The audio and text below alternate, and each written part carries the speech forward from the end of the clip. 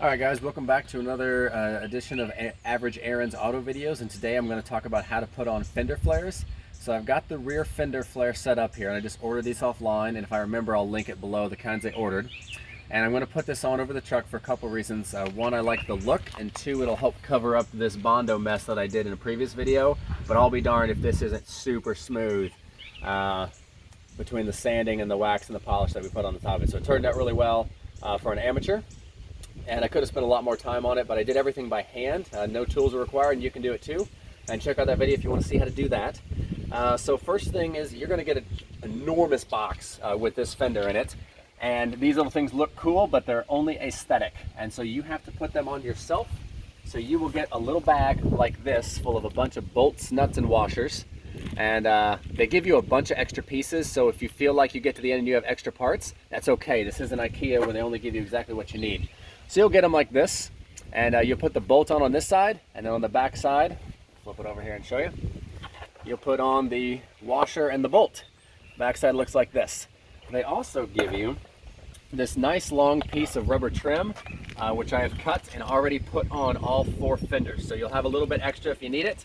You can use it for whatever projects you'd like. So you'll put that on around the edge. Now there are some problem points, and they'll be here. I'll show you. I ran out of Gorilla Glue, but there is a really sharp point right here, so it doesn't form very well. So I tried to put some glue in there to hold it, and I ran out, and it didn't sit well there. It'll go on. But once you press it against the car, you'll see that this piece of rubber will sit just fine over the top of this. And if you do have any spots that aren't covered, you can go back and get that with glue. But you'll see once we put it on, it should be covered just fine. Now I'm going to set this down, and we're going to go up to the front here and take a look at the. Oh, one more piece I want to mention. You have some natural bolt holes that you'll use, but you also have these little clips here, right here. So when you put these clips on, you'll see they have that indent. You'll want that indent to go on the bottom of the fender, and then you'll hook it to the top of the fender with this. It's really hard. I would recommend plying it up and opening it a little bit so it'll fit in there. That's what I did. And you'll have to hook those in first before you do the bolts that are already there. Now if we look at the back of the truck by the muffler, you can see the 2 points. I pulled the bolts already. Pulled them out there, and I spray painted them black so they'll match the trim. But then up here in the front, you've got these 2 holes, and they give you these screws to put in there to hold the fender in place. All right, now let's go take a look at the front and see what that looks like. So I went ahead and installed this up here on the front of the truck. Now, some of you may have some badging here, like a 5.7 liter Hemi, or whatever your truck is. I pulled it, and I actually debadged the entire truck. You'll see there's no Ram 2500 there, which is what this is, 4-wheel drive, and I just like the clean, sleek look. So this one fit on here. It has a natural occurring bolt here, here, and down here, and then a clip here and here. So it goes bolt, clip, bolt, clip, bolt. It took a little bit of work to put on, but as you can see, the rubber sealer protects your paint from scratching. Now, one thing you will want to do before you put it on is clean the area and make it as nice as you can before you put this on, so you don't trap any dirt or grime underneath there, because then if it moves as you're traveling, it could scratch it. Also just keeps things a lot nicer and helps it last a little bit longer. And then this should hopefully prevent some kick-up of dirt hitting your metal and prevent rust. However, this truck is 17 years old and the rust has already set in. But fortunately, we've been able to clean it up quite a bit. So you don't need a tetanus shot just from looking at it. All right, so we'll go back here to the back, and I'll show you how we'll start the process, and then we'll take a quick pause so we can get the camera underneath and show you these clips. But the way that I would want to start it is with the clips on first.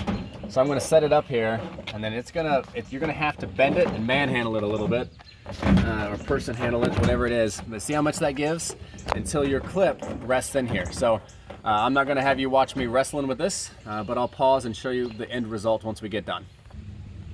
All right, so we got the clips on, clips 1, 2, and 3, and it's hooked on the plastic with a hook here and then up there. So this metal isn't perfect, obviously. It's had a few years of life, but you see those clips? It's hooked onto the sheet metal as around the fender of the bed here. Now we had to wrestle with it. Another thing we had to wrestle with was this rubber seal around the outside. So as we transition over to this side over here, we had to really work to get this seal to be seated on there, and it's come off right now right for the video, which is perfect, but that's all right, we'll fix that.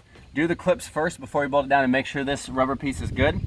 because you don't want is every little vibration of this plastic, you know, scratching your paint or whatever underneath, even though you got a fender flare cover in it. So I did not show this tool that the kit comes with, but it allows you to just glide right underneath there and then make sure it's sitting on top. That white is just some leftover glue, and I may put in some additional glue in here too, just to make sure we get it seated well.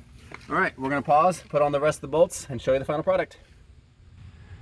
All right, welcome back, guys. Working on the front port of the fender here. We were able to get the bottom bolt to line up, but just due to the nature of the bend of the fender over time, this hole didn't line up with the pre-drilled hole that was actually kind of behind this, and you can't see it, and it didn't fit. So I got my helper here to tell me what we should do. Drill the hole. Drill a hole. Thank you, little Leo. So I'm gonna grab my drill and do a 3/16 size hole in the metal real quick. All right. I didn't actually do it that fast. It was already pre-drilled, but I want to show you what it looks like. And you want to make sure it's big enough so that it not only fits this part of it, but you need to get a good significant chunk of the back piece so that it fits as well, like so. And then it comes with these plastic screws to put in here, and they break and don't work. So I have elected to use these metal ones, and it gets the same job done. And it may not be the plastic color and look, but this will go through and open up that spacer on the back side to hold this piece in place, hopefully.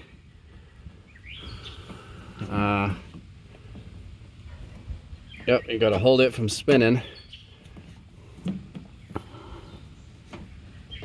And I know this is the highlight of video, is you guys watching me screw this piece in here, because this is very riveting. That would work too, a rivet, but we don't have a rivet gun or nothing. All right, there it goes. All right, so it's not as tight as it could be, as the original hole, but we just couldn't get it there and get everything lined up. So that's there. We got these two locked in over here, and this piece has a guide hole in the back. You wanna make sure you line up as well. And other than that, our fender is on. So we're gonna check the rubber around, but otherwise it should be good. All right, so this side, where we would normally clip on the metal, is not present. It has rusted off. And I haven't done any Bondo forming or shaping or anything like that. But what we're gonna try to do is, we should be able to get a clip here, and we should be able to get a clip here on the fender flare. So you're just gonna have to play with it. You may have to put another hole in the fender flare to do it, to customize, you know, your special rust outline that, you know, your truck has acquired over the years, and make it work. Hopefully the tips that we gave you in the beginning are enough to guide you through this process. But if you have to cut little holes in your other fender on the other side so you can have another spot to clip it, don't be afraid to do that, because you want it secure on here, not flapping around. Up here, you may want to look and try some double-sided tape. I'm going to give that a go, as well as some additional Gorilla Glue for the rubber on it so it stays on a little better. And between those two things, with the double-sided tape, I recommend the thicker, heavier duty stuff. They make a brand for automotive, 3M does, works fairly well. And we're just gonna put this on over here, but I'll save you guys the time, and we're gonna cut and stop the video here. And because I gave you guys extra time, you guys can hit the like button down below and also hit subscribe for more awesome Average Aaron's videos. We'll talk to you guys and see you next time.